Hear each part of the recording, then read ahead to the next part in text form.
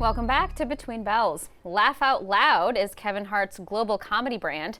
Despite so many businesses suffering amid the pandemic, Laugh Out Loud has seen growth through the LOL network expanding and new partner deals. Here to recap the year and talk about what lies ahead for the brand is Jeff Clanagan, CEO of Laugh Out Loud. Jeff, great to have you with us on the show today. Now, the Laugh Out Loud network library is on Peacock. How has distribution changed amid COVID-19? First, I want to say thanks for having me on the show. I think over the last 12 to 16 months, distribution has changed where a year ago we were talking about the headlines were the streaming wars, which are basically SVOD networks, which are, the Netflix and the Disney Pluses, HBO Max.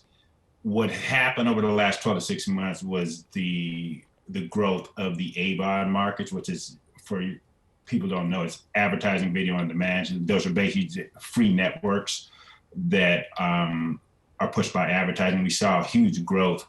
And what happened is you saw Viacom buy Pluto for $300 million plus, Fox bought Tubi, Comcast bought Xumo. Those are three of the largest AVOD platforms.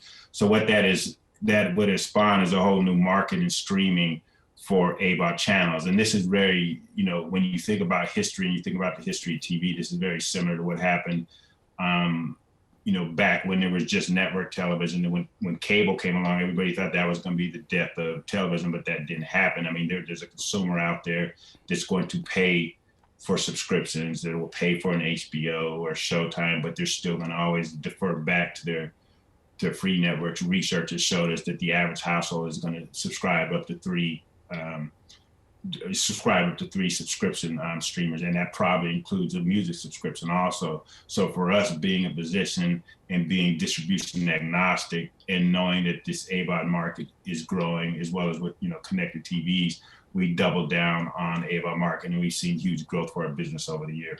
Yeah, Jeff, if you consider some of those changes to the landscape overall that you laid out, how does that impact the content you create, the kinds of partnerships you ink? Has that strategy changed at all?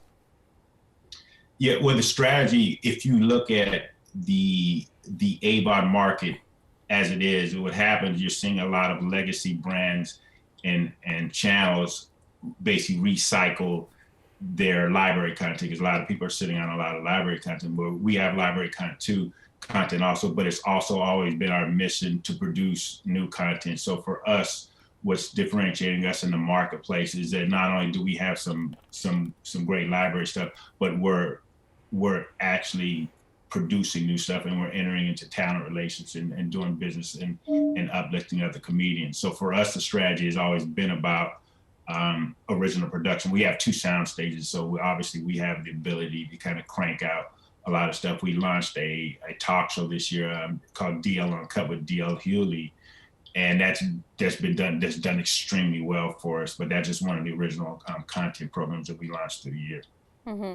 Jeff, obviously you guys are a comedy-focused network. I do wonder if you were to zoom out and just look at kind of the transformation of the content space, the streaming space. We are seeing some more niche brands, some more specificity behind the kinds of content people are focusing on. Do you foresee more of this, where different entities will decide we're focusing on nonfiction, we're focusing on comedy, we're focusing on these very specific categories of content? Yeah, I think that's a good question. I mean, absolutely we're focusing on, us for its very niche content and audience, but you're seeing a proliferation of channels. Like an example would be the ID channel. It's just reenactments of crime stories, So we're seeing a lot of that, and it's very specific. So what that does is gives the consumer a choice in terms of what they want to watch. But we're seeing more and more of these kind of niche channels pop up.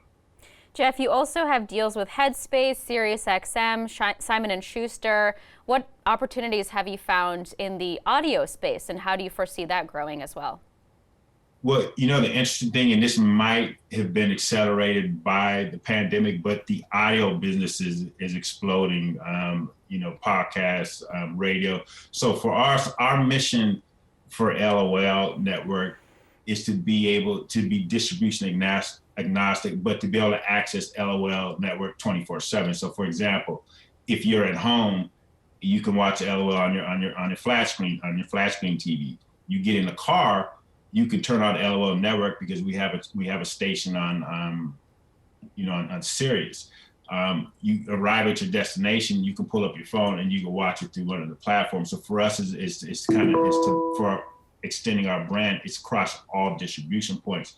But what we've seen is, like, for the network, we were adding 3 or 4 new shows this year, but our network, our channel on Sirius Radio has done extremely well.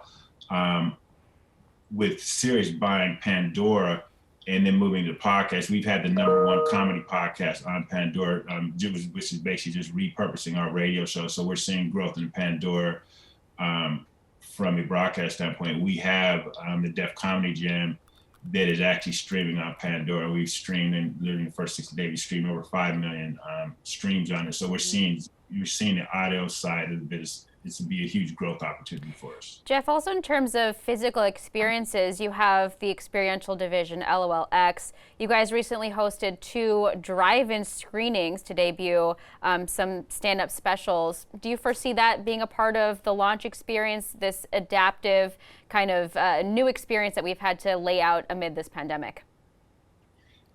Yes, I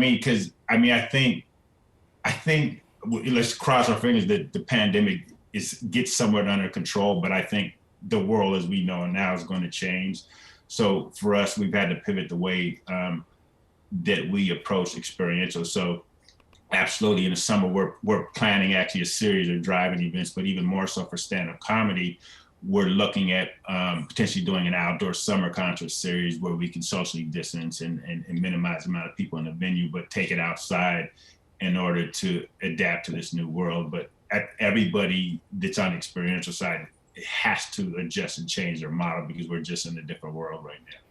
Yes, we certainly are. Jeff, thank you again for your time today. That's Jeff Clanagan, CEO of Laugh Out Loud. Thanks again for your time.